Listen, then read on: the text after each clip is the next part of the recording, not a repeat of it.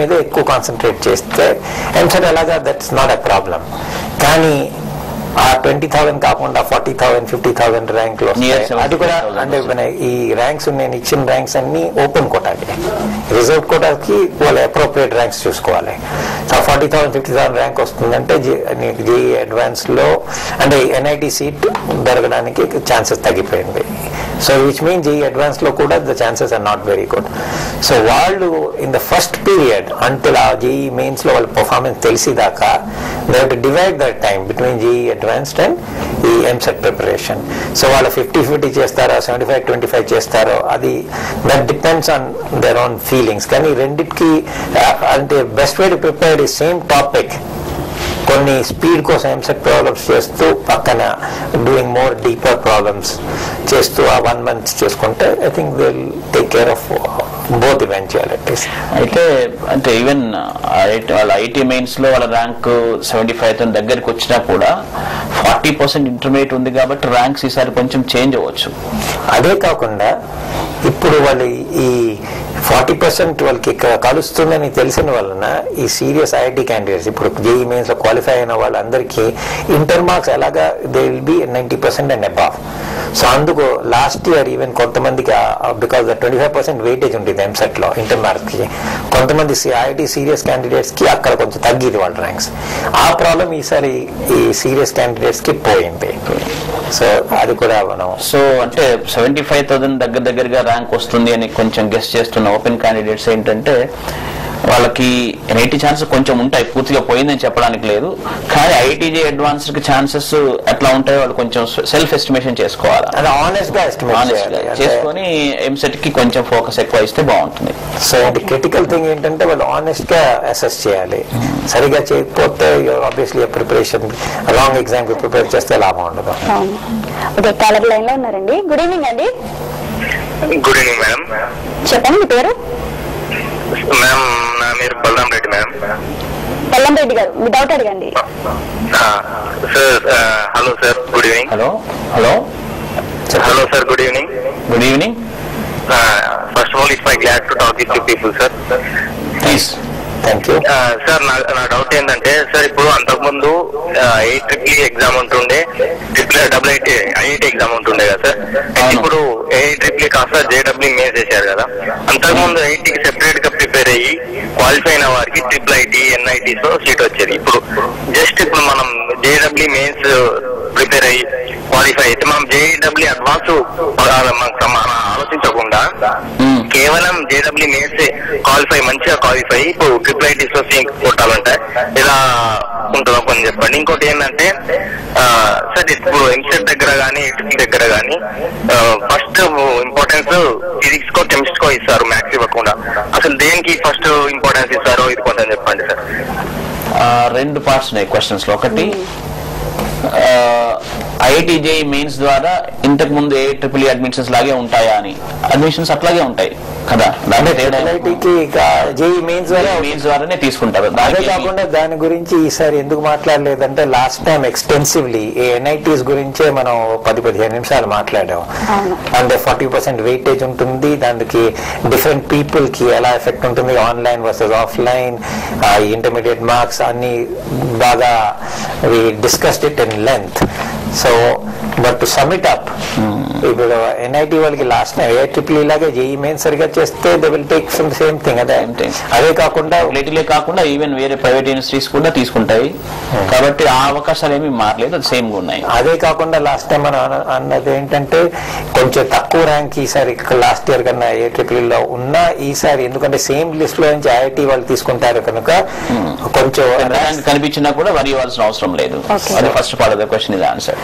Second part 3 subjects లో దేనికి ఎక్కువ 3 సబ్జెక్ట్స్ లో దేనికి ఇంపార్టెన్స్ ఇవ్వాలి అనుకుంటే ఎంసెట్ కి వస్తే తప్పకుండా మ్యాథ్స్ కి ఇవ్వాలి. ఎందుకంటే 160 క్వశ్చన్స్ లో 80 క్వశ్చన్స్ మ్యాథ్స్ లోనే ఉన్నాయి. అంటే 50% ఆఫ్ ద వెయిటేజ్ మ్యాథ్స్ కి ఎంసెట్ లో ఉంది, ఫిజిక్స్ కెమిస్ట్రీ 25. ఇది ఇంపార్టెంట్ పాయింట్. ఎందుకంటే ప్రిపరేషన్ మనం అన్నాం కదా జేఈ మెయిన్స్ అడ్వాన్స్ కి ఎంసెట్ కి ఎలా డివైడ్ చేయాలో, అప్పుడు ఇది కూడా గుర్తుంచుకోవాలి. ఎంసెట్ లో ఎస్పెషలీ మ్యాథ్స్ స్ట్రాంగ్ ఉన్న వాళ్ళు ఎంసెట్ లో they have have an advantage, ఎందుకంటే ఇక్కడ 50-25-25, జేఈ మెయిన్స్ జేఈ అడ్వాన్స్ లోని అక్కడ 33-33.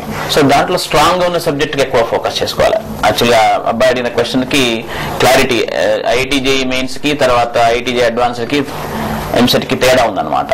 ఈ ఈక్వల్ వెయిటేజ్ ఉన్న వాటిలో మనం స్ట్రాంగ్ గా ఉన్న 2 సబ్జెక్ట్స్ లో బాగా మాక్సిమైజ్ చేసుకొని మిగిలిన సబ్జెక్ట్ కూడా నెగ్లెక్ట్ చేయకుండా చదువుకోవాలన్నమాట.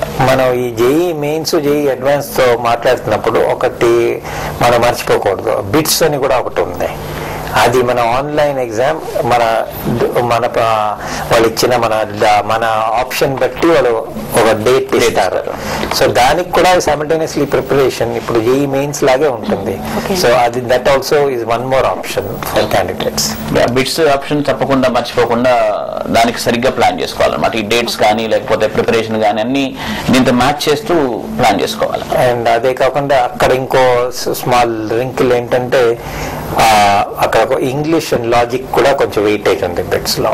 సో ఆ స్ట్రెంగ్త్ దాంట్లో ఉంటే you can concentrate more and bits. అది ప్రతి స్టూడెంట్ బట్టి జస్ట్ ఎక్కడ స్ట్రెంగ్త్ ఉంటే దాన్ని బట్టి ఆ ఎగ్జామ్ మీద ఎక్కువ కాన్సన్ట్రేట్ చేస్తే అది ఉత్తమం. ఓకే, లాస్ట్ టైం మన ప్రోగ్రామ్ చూసి ఒక స్టూడెంట్ హర్ష అనే స్టూడెంట్ మనకి మెయిల్ ద్వారా క్వశ్చన్ అడిగారు. ఆ క్వశ్చన్ ఏంటో ఇప్పుడు చూద్దామండి. Sir, last time you explain conservation of linear momentum. In 10th class physics we have angular momentum in Bohr's atomic theory. I am confused between these two. Can you please explain అని చెప్పి హర్ష అడుగుతున్నారు. అంటే మనం ఇది మనకు 4th episode అన్నమాట ఈ కార్యక్రమంలో. ఫస్ట్ మన రెఫరెన్స్ ఫ్రేమ్స్ గురించి, తర్వాత కన్జర్వేషన్ ఆఫ్ లీనియర్ మొమెంటం గురించి, తర్వాత ఎనర్జీ కన్జర్వేషన్ గురించి నేర్చుకుంటూ వచ్చాం.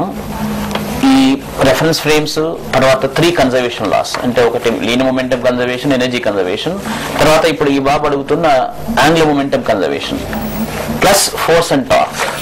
తర్వాత ఇంకొక ఇంపార్టెంట్ ఏంటంటే సెకండ్ లా ఆఫ్ థర్మోడైనమిక్స్. ఇదంతా ఒక స్కీమ్ అన్నమాట, ఒక కంప్లీట్ పిక్చర్. ఈ కనుక వచ్చినట్టయితే, ఈ వీటిలో బేసిక్ సరిగ్గా ఉన్నట్టయితే, I repeat once again, force, torque, 3 conservation laws, energy conservation, momentum conservation, angular momentum conservation plus reference frame, and then second law of thermodynamics. ఈ బేసిక్ ఐడియాస్ కనుక ఖచ్చితంగా ఉన్నట్టయితే ఎగ్జామ్స్, ఎంట్రన్స్ ఎగ్జామ్స్ చేయడమే ఈజీ కాకుండా రేపు civil engineers and mechanical engineers కి చాలా strong గా ఉంటారు. వాళ్ళు ఎక్కడైనా ట్రబుల్ వచ్చింది అంటే దే గో టు బేసిక్, ఇక్కడ ఏదో సమ్ బేసిక్ ప్రిన్సిపల్ వైలేట్ అవుతుంది అని వాళ్ళు జాగ్రత్తగా ఆలోచించేస్తారనమాట. అయితే ఇప్పుడు ఈ హర్ష అడిగిన క్వశ్చన్ కి ఆన్సర్ చెప్పే ముందు మీరు డిస్కషన్ కంటిన్యూ చేస్తే I will find out something, because angular momentum ని ఒక బోర్డు మీద చెప్తేనే చాలా ఈజీగా ఉంటుంది. దట్స్ వై మనకి ఈ ప్రోగ్రామ్ లో ఏం చేస్తున్నామంటే, మనం ఎక్కువగా అకాడమిక్ గా సీరియస్ స్టఫ్ ఇక్కడ పెట్టకుండా దాని వీడియో ద్వారా ఎక్స్ప్లెయిన్ చేస్తున్నాం.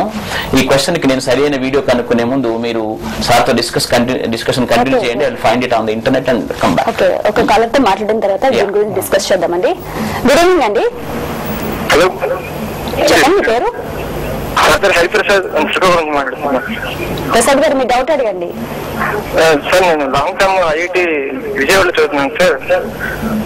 చెప్పండి. అదే ఇప్పుడు ఐసాట్ మెయిన్స్ కదా సార్. హలో, చెప్పండి. క్వశ్చన్ ఐసాట్ మెయిన్స్ లో కలిపేస్తారు కదా సార్. ఇప్పుడు దాంట్లో 150 మెంబర్స్ చేస్తారంట. ఇప్పుడు రావాలంటే ఎంతలోపు రావాలి? ఒకసారి ఎన్ని మార్క్స్ రావాలి ఒకసారి ఐడియా చెప్తారు. ఇప్పుడు ఐసీట్ అని లేదు, ఇప్పుడు మీరు జేఈ మెయిన్స్ గురించి అంటున్నారు. ఎగ్జాక్ట్ ఐసాట్ గురించి అడుగుతున్నారు. ఐసాట్ అంటే మీకు ఎలాంటి డౌట్ ఉన్నా vanita@gmail.com కి మీరు మెయిల్ చేసి దీనికి సంబంధించిన వివరాలు తెలుసుకోవచ్చు. ఐసాట్ అంటే స్పేస్ రీసెర్చ్ ఆ ఎగ్జామ్ దేని గురించి?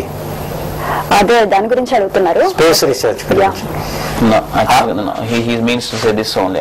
ఐసీట్ అని లాస్ట్ ఇయర్ కొంత అన్నారు, కానీ ఐసీట్ అనేది తీసి జేఈ మెయిన్స్ పెట్టారు. సో జేఈ మెయిన్స్ లో క్వాలిఫై అవ్వాలంటే 50% వస్తే ఇక గ్యారంటీడ్. 40% దాకా కూడా అవ్వచ్చు, అది కూడా మనకి తెలియదు అతనికి రిజర్వేషన్ ఉందో లేదో. సో ఈవెన్ ఓపెన్ కోటాలో 50% వస్తే you have no problem in qualifying. Even below that కూడా పర్వాలేదు. ఇస్ మై ఇమీడియట్ జవాబు అది ఇవ్వచ్చు మనం. ఓకే, దీని గురించి మరి డిస్కస్ చేయండి. హర్ష అడిగిన క్వశ్చన్ గురించి. కానీ దాని గురించి మనం ఈ 4 వారాలే ఈ మన ప్రోగ్రామ్ నడుస్తున్నది. ఫస్ట్ వారం మనం కన్జర్వేషన్ ఆఫ్ మొమెంటమ్ గురించి ఒక వీడియో చూపించావు, 2 వీడియోలు. దాని తర్వాత రెఫరెన్స్ ఫ్రేమ్ గురించి అయింది. లాస్ట్ టైం ఏమో మనం last time reference frames, momentum conservation, energy conservation అయింది.